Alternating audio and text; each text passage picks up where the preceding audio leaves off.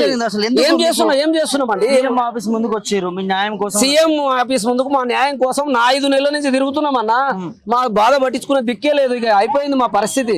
వాళ్ళు మీరు చావండి బతకండి, మీరు కనీసం దేవుని కూడా మొక్కోవద్దని బయటకు వెళ్ళకూడదు. అది పరిస్థితి. పోలీసులు ఈ విధంగా అంటే నిరుద్యోగ యువత ఇప్పుడు కావాలని రెచ్చగొడుతున్నారు వాళ్ళు. ఇది మేమేమో మాకు పనిలేక తిరుగుతున్నామంట. మా ఉద్యోగాలు గుంజుకునేది ప్రభుత్వం. ప్రభుత్వం గుంజుకుంటుంటే అడిగే హక్కు మాకు లేదంట. మీడియాతో మాట్లాడాల్సినటువంటి పరిస్థితి కూడా లేకుండా చేస్తున్నారు. మేము అయిపోయింది, ఆడికి పోతే ఆడదొబ్బరి ఈడదొబ్బరు, కనీసం గుడికి పోతే గుళ్ళో ఉన్న పోలీసులు చెప్పి మమ్మల్ని కొట్టిస్తున్నారు. మేడబట్టి కానీ మేడ పట్టుకొని బయట పెట్టేసి నెట్టేస్తారు. నిరుద్యోగులను కడుపున పెట్టి చూసుకుంటా అన్నాడు కానీ ఎక్కడ సార్ ఇప్పుడు రౌడీలో పెట్టి కొట్టించినట్టు కొట్టిస్తుండ్రు. అసలు పోలీసులు కాకుండా బయట ఉన్న వాళ్ళు ఎక్కువ కొడుతున్నారు. గుడి దగ్గర లావడాలను తీసుకొచ్చి 4 రౌడీలో పెట్టిండి. ఇప్పుడు సీఎం ఇడ వాళ్ళు వచ్చి మెడల్ పట్టి నెడుతున్నారు. పోలీసు వాళ్ళు పక్క నుండి వాళ్ళతోటి గుండాలతో నెట్టిస్తారు మమ్మల్ని. ఆడవాళ్ళని కూడా చూడట్లేదు, నెట్టుకుంటూ తీసుకొస్తున్నారు. ఎందుకోసం వచ్చారు సీఎం ఇంటికి?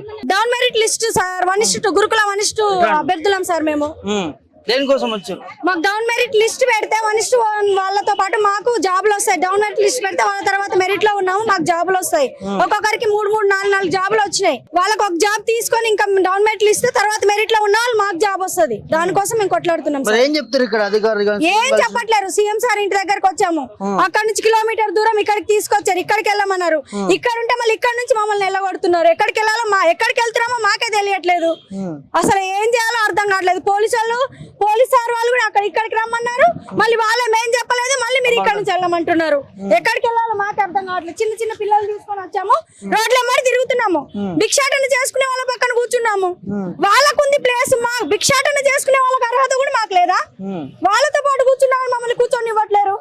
ఆ గుళ్ళో కూడా కూర్చొని ఇవ్వట్లేరు, టెంపుల్ లో కూడా కూర్చోవద్దు అంటున్నారు. మీ అబ్బాయి అతను? అవును సార్, అబ్బాయిని తీసుకోవాలి. చిన్న బాబుని తీసుకొని వచ్చాము. మరి ఇంట్లో ఎవరు లేరు చూసుకోవడానికి, తీసుకొని వచ్చాము.